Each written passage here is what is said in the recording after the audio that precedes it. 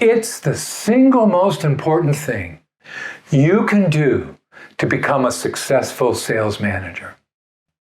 It's the difference between consistently hitting goal and missing it every month or more.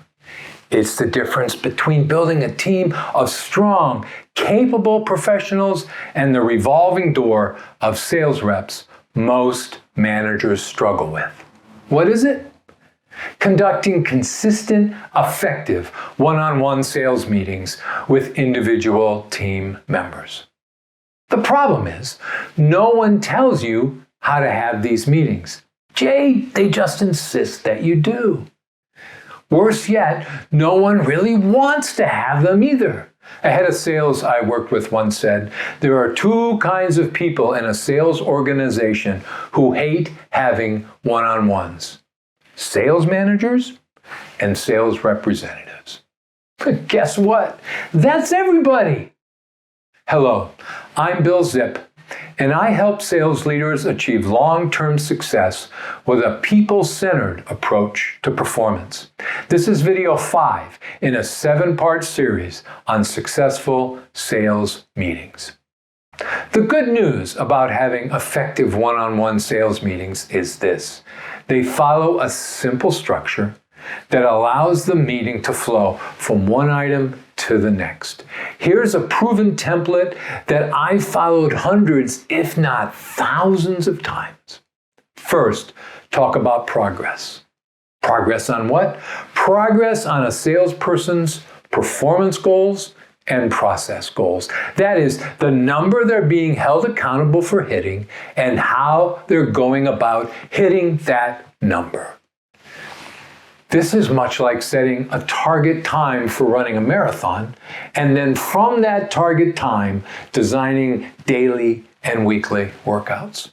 The focus in this part of your one-on-one is on those weekly workouts and how daily activity is helping the salesperson make progress to their target time, their yearly and monthly goals.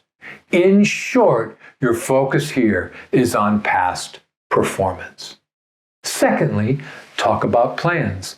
The focus in this part of the meeting is not on the past, but on the future. That is, given the progress they've made related to their goals, what are they going to do in the next few weeks to make that progress even more?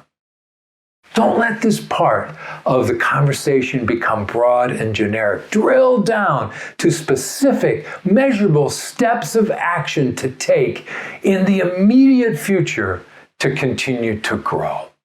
The running coach I hired to help me compete in a half marathon was very, very clear about the distance and the times she wanted me to achieve in my daily and weekly workouts, my tempo runs, my intervals, and my long runs. When we coach our salespeople, we do the same.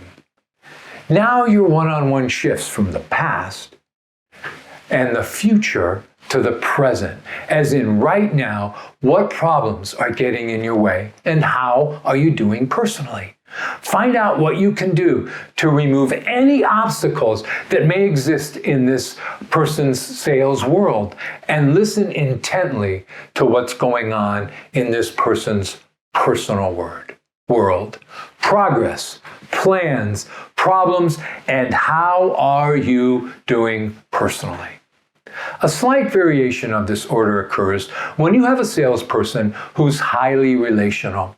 He or she may not be able to discuss past progress or future plans until they've told you how they're doing personally. If that's the case, and in my experience about a third of the time it is, start with how they're doing personally and then move to progress, plans, and problems. I give this counsel with a warning, however. If you too are highly relational and you start with how y'all are doing personally, it's possible to spend 30 minutes talking about last week's soccer match or an upcoming vacation and not progress, plans, and problems. Finally, there are two questions I always get about having one-on-one sales meetings. How often should you have them, and how long should they be? One, how often should you have one-on-one sales meetings?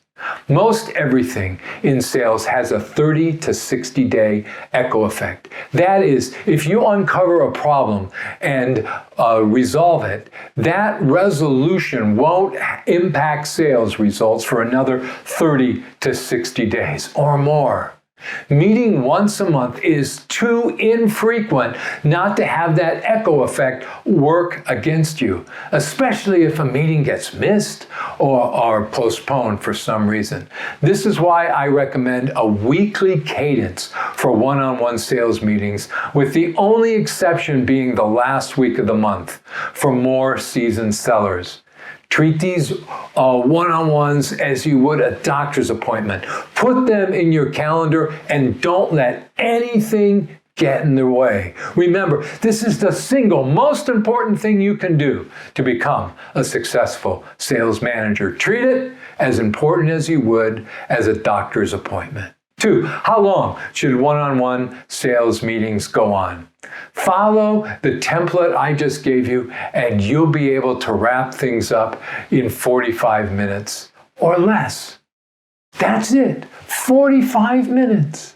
By the way, 45 minutes and not 1 hour is the gold standard for business meeting length, especially in a virtual environment. When you end a meeting at a quarter to the hour, you have time to write down the salient points of that meeting, stand up, go for a walk, sip some water, and get ready for the next meeting. Perfect. In my next video on successful sales meetings, we'll explore the secret to staying in touch with the front line. If you're a manager of sales managers, on how to have a successful skip level meeting. Please subscribe to this channel so you don't miss a single session. Or better yet, schedule an appointment with me to discuss your specific sales challenges. Because every salesperson deserves a great sales manager. Thanks for watching.